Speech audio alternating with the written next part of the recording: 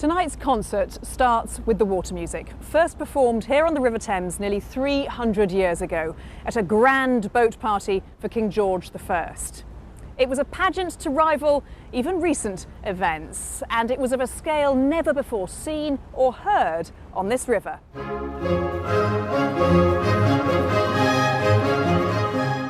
The River Thames in the 1700s was the main artery of commerce. It was jammed with merchant ships packed to the gunwales with sugar, tobacco, exotic fruit.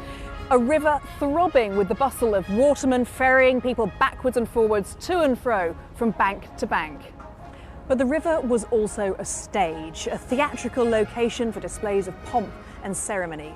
The Lord Mayor's pageant, ceremonial arrivals at Westminster. In fact, it was the perfect place for King George, who wasn't usually the biggest fan of royal ceremony, to put on an event and be seen by his people. He staged an opulent river party, an 18th century PR exercise to boost his public image.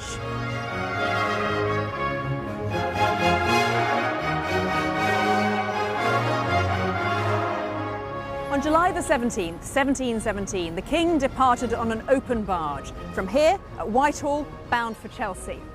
Now, alongside him travelled all manner of different boats, including one with 50 musicians in all their finery, performing 3 specially written suites by George Frederick Handel.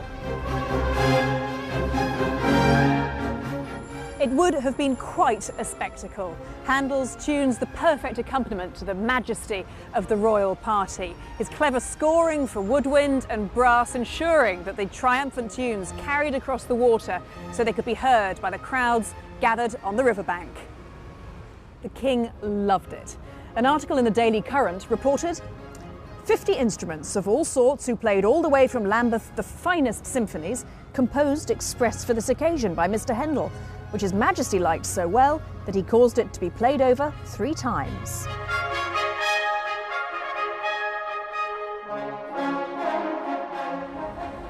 George alighted his barge at Chelsea for supper, and the music and the festivities continued all night.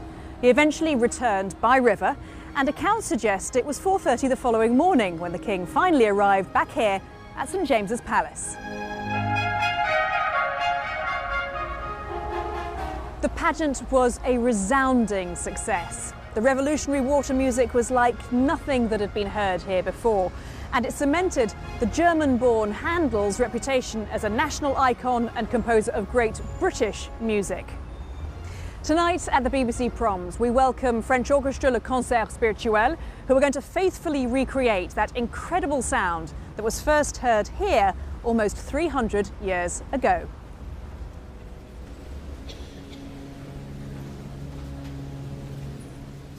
And there they are, 80 of them, all performing on painstakingly researched Baroque instruments, natural horns and trumpets, no fewer than 18 oboes, and a pair of quite magnificent contrabassoons, which, if unwound, I'm told, would each measure 5 metres. Now, I should warn you, Georgian ears were rather different from ours, and the sound world and the tuning may well surprise you.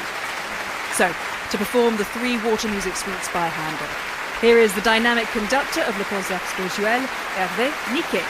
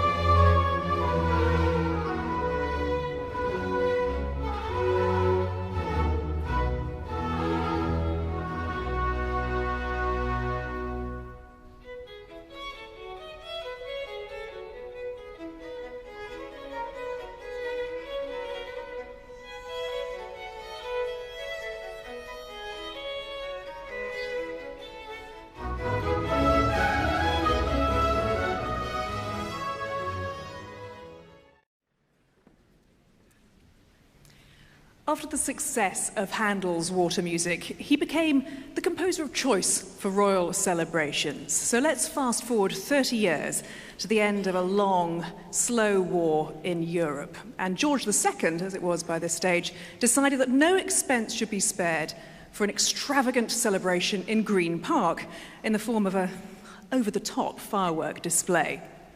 Famous theatrical designers were called in and employed to create a lavish backdrop for the fireworks, and Handel was called in to compose the music. Well, the music was a huge success, but being an English celebration, it will come as no surprise to you to learn that the fireworks themselves were somewhat dampened by rain. Well, it gives me great pleasure to welcome back to the stage now the conductor of Le Concert Spirituel, Hervé Niquet, to tell us a little bit more about the challenges and delights of recreating these historical spectaculars. Come this way, sir.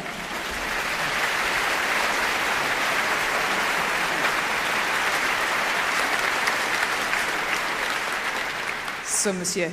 Good evening. Of course, this music was composed to be performed outdoors, for the fireworks, for the water party. What is it like performing it here in the Royal Albert Hall? It is the same thing. The only difference between outside and here, it is not rainy inside, but it is the same thing, yes. So a good acoustic for you and for your wonderful band. Yeah, good.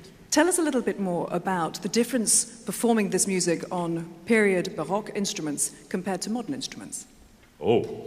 Maybe I'm crazy, but I can imagine to play Mahler and Stravinsky with the old instruments of Monteverdi or Purcell. So why to play Purcell and Handel with the instruments of Stravinsky and Mahler? Maybe I'm stupid, but I prefer to have the good instruments. No? I think we all agree it's working very well.